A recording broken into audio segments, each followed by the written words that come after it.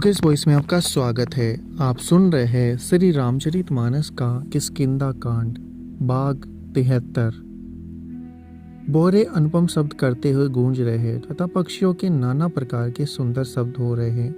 रात्रि देखकर चकवे के मन में वैसे ही दुख हो रहा है जैसे दूसरे की संपत्ति देखकर दुष्ट को होता है। पपिया रट लगाए हुए है, उसको बड़ी प्यास है। जैसे श्री शंकर जी का द्रोही सुख नहीं पाता, सुख के लिए जीतता रहता है। शरद ऋतु के ताप को रात के समय चंद्रमा हर लेता है। जैसे संतों के दर्शन से पाप दूर हो जाते हैं। चकोरों के समुदाय चंद्रमा को देखकर इस प्रकार टक्कर की लगाए हुए जैसे भगवद भक्त भगवान को पाकर उनके निर्निमेष नेत्रों से दर्शन करते हैं। मच्छर और डांस जाने के डर से इस प्रकार नष्ट हो गए जैसे ब्राह्मण के साथ वैर करने से कुल का नाश हो जाता है। वर्षा ऋतु के कारण पृथ्वी पर जो जीव बर गए थे वे शब्द शरद ऋतु को पाकर वैसे ही नष्ट हो गए जैसे सतगुरु के मिल जाने पर संदेह और ब्रह्म के समूह नष्ट हो जाते हैं। वर्षा बीत गई, निर्मल शरद ऋतु आ गई, परंतु हे तात सीता की कोई खबर नहीं मिली। एक बार कैसे भी पता पाऊं तो काल भी जीतकर पल भर में जानकी ले आऊं। कहीं भी रहे यदि जीती होगी तो है तात यत्न करके मैं उसे अवश्य लाऊंगा। राज्य, खजाना, नगर और स्त्री पा गया, इसलिए सुग्रीव ने भी मेरी सुद्धि बुला दी। जिस बाण से मैंने बाली को मारा था उसी बाण से कल उस मूढ़ को मारूं। शिवजी कहते हैं, हे उमा, जिनकी कृपा से मद और मोह छूट जाते हैं उनको कई स्वप्न में भी क्रोध हो सकता है। यह तो लीला मात्र है। ज्ञानी मुनि जिन्होंने श्री रघुनाथ जी के चरणों में प्रीति मान ली है, जोड़ ली है, वे ही इस चरित्र लीला रहस्य को जानते हैं। लक्ष्मण जी ने जब प्रभु को क्रोध युक्त जाना तब उन्होंने धनुष चढ़ाकर बाण हाथों में ले लिया। तब दया की सीमा श्री रघुनाथ जी ने छोटे भाई लक्ष्मण को समझाया कि हे तात, सका सुग्रीव को केवल भय दिखाकर ले आओ, उसे मारने की बात नहीं है। यहाँ किष्किंधा नगरी में पवन कुमार श्री हनुमान जी ने विचार किया कि सुग्रीव ने श्री राम जी के कार्य को बुला दिया। उन्होंने सुग्रीव के पास जाकर चरणों में सिर नवाया। साम, दाम, दंड, वेद चारों प्रकार की नीति कहकर उन्हें समझाया। हनुमान जी के वचन सुनकर सुग्रीव ने बहुत ही भय माना और कहा, विषयों ने मेरे ज्ञान को हर लिया। अब है पवन सुत, जहां तहां वानरों के युद्ध रहते हैं, वहां दूतों के समूह को भेजो और कहला दो कि एक पखवाड़े में जो न आ जाएगा उसका मेरे हाथों वध होगा। तब हनुमान जी ने दूतों को बुलाया और सबका बहुत सम्मान करके सबको भय, प्रीति और नीति दिखलाई। सब बंदर चरणों में सिर नवाकर चले। इसी समय लक्ष्मण जी नगर में आ गए। उनको क्रोध देखकर बंदर जहां तहां भागने लगे। तदंतर लक्ष्मण जी ने धनुष चढ़ाकर कहा कि नगर को जलाकर अभी राख कर दूंगा।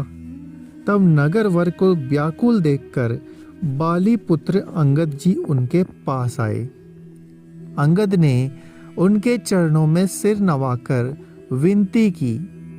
तब लक्ष्मण जी ने उनको अभय बाह दी। भुजा उठाकर कहा कि डरो मत। सुग्रीव ने अपने कानों से लक्ष्मण जी को क्रोध युक्त सुनकर भय से अत्यंत व्याकुल होकर कहा, हे हनुमान, सुनो, तुम तारा को साथ ले जाकर विनती करके राजकुमार को समझाओ, समझा बुझाकर शांत करो। हनुमान जी ने तारा सहित जाकर लक्ष्मण जी के चरणों की वंदना की और प्रभु के सुंदर यश का बखान किया। वे विनती करके उन्हें महल में ले आए तथा चरणों को धोकर उन्हें पलंग पर बिठाया। तब वानर राज सुग्रीव ने उनके चरणों में सिर नवाया और लक्ष्मण जी ने हाथ पकड़कर उनको गले से लगा लिया। सुग्रीव ने कहा, हे नाथ, विषय के समान और कोई मद नहीं है। यह मुनियों के मन में भी क्षण मात्र में मोह उत्पन्न कर देता है। फिर मैं तो विषय ही जीव ठहरा। सुग्रीव के विनय युक्त वचन सुनकर लक्ष्मण जी ने सुख पाया और उनको बहुत प्रकार से समझाया। तब पवन सुत हनुमान जी ने जिस प्रकार सब दिशाओं में दूतों के समूह गए थे वह सब हाल सुनाया। तब अंगद आदि वानरों के साथ लेकर और श्री राम जी के छोटे भाई लक्ष्मण जी को आगे करके अर्थात उनके पीछे पीछे सुग्रीव हर्षित होकर चलने लगे और वहां गए जहां श्री रघुनाथ जी बैठे थे।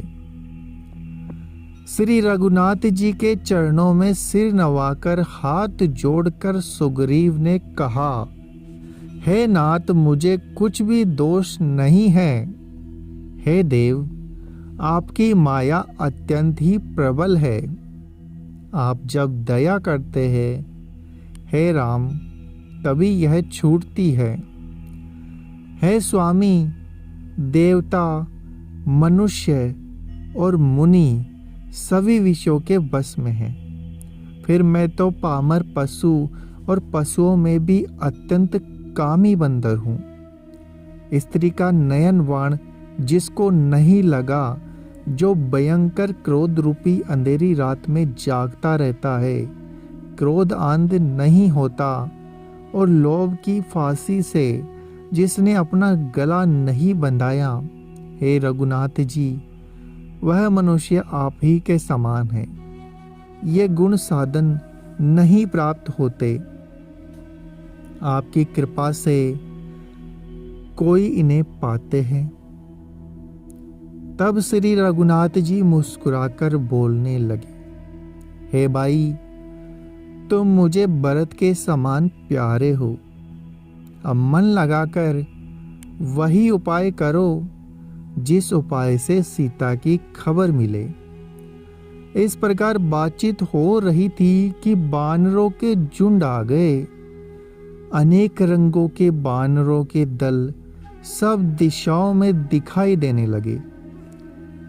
शिव जी कहते हैं, हे उमा, बानरों की वह सेना मैंने देखी थी। उसकी जो गिनती करना चाहे वह महान मूर्ख है।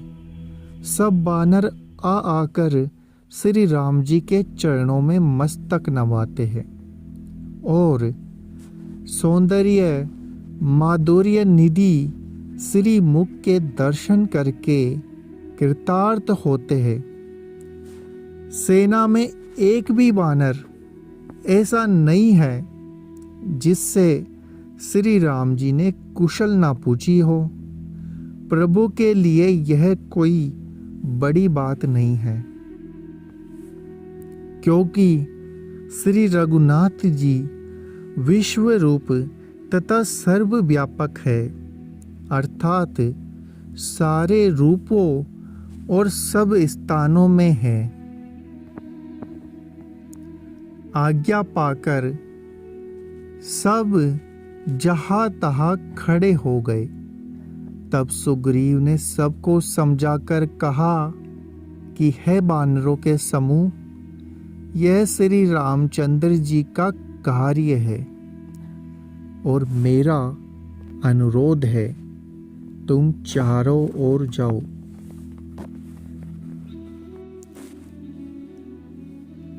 और जाकर जानकी जी को खोजो।